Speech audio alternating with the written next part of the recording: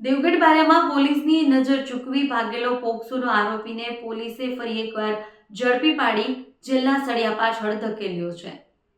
દાહોદ જિલ્લામાં કાયદો અને વ્યવસ્થાને પડકાર ફેંકનાર એક કેદીને ભાગવાની કોશિશ આખરે નિષ્ફળ નીવડી છે। દેવગઢ બારિયા સબ જેલમાંથી સારવાર માટે હોસ્પિટલ લાવવામાં આવેલો દુષ્કર્મનો આરોપી પોલીસની નજર ચૂકવી ફરાર થઈ ગયો। લીમખેડા તાલુકાના હાથિયાવન ગામનો મનોજ ભરત કટારા, જેને વર્ષ 2025માં એક સગીરા પર જાનથી મારી નાખવાની ધમકી આપી દુષ્કર્મ ગુજારવાનો ગંભીર ગુનો જેલમાં છે। પોક્સો હેઠળ સજા કાપી રહેલા કાચા કામના કેદીને સારવાર માટે હોસ્પિટલ લાવ્યો હતો અને હોસ્પિટલમાં સારવારની પ્રક્રિયા ચાલતી હતી। પોલીસ એસ્કોર્ટની ટીમ સાથે હતી, પણ શાતીર મનોજ કટારા તકની શોધમાં હતો, જેથી પોલીસની નજર થોડી પણ ચૂકી તરત જ મનોજ કટારા ત્યાંથી પલાયન થઈ ગયો।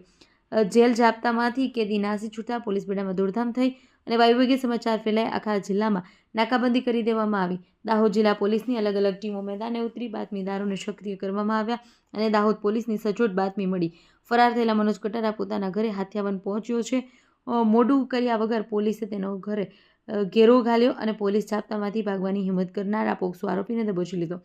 મનોજ કટારા દુષ્કર્મનો ગુના તો હતો જ, પણ હવે પોલીસ કસ્ટડીમાંથી ભાગવા બદલ પણ વધુ એક ગુનો નોંધાયો છે। હાલ આ આરોપીને ફરીથી જેલના સળિયા પાછળ ધકેલી દેવામાં આવ્યો છે। રિપોર્ટર અજી સાંસી, વાત્સલ્યમ સમાચાર, દાહોદ। લીમખેડા ખાતે દાખલ થયેલ 2025માં દાખલ થયેલ પોક્સોના ગુનાનો આરોપી દેવગઢ બારિયા જેલમાં રાખેલ હતો, જે ગઈ તારીખ 8/2/2026ના રોજ કોઈપણ રીતે પોલીસ સ્ટાફની નજર ચૂકી રહે જેલમાંથી ફરાર થઈ ગયેલ હતો।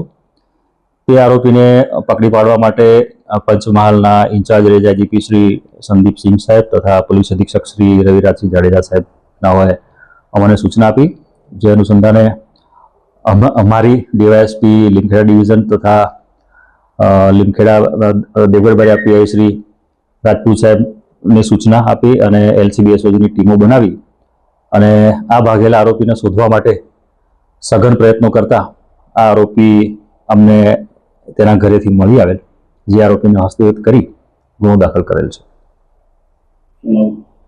આરોપીનું નામ છે મનોજભાઈ ભરતભાઈ કટારા અને તે હાથિયાવનનો રહેવાસી છે।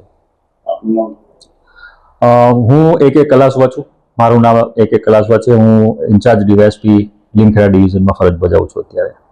દેશ અને દુનિયાના સમાચાર જોવા માટે અમારી ચેનલ વાત્સલ્યમ સમાચારને સબસ્ક્રાઇબ કરો અને બેલ આઇકોન પર ક્લિક કરો, જેથી આપને રોજે રોજની તમામ અપડેટ મળતી રહે। સાથે જ અમારા ફેસબુક અને ઇન્સ્ટાગ્રામ પેજને ફોલો કરો।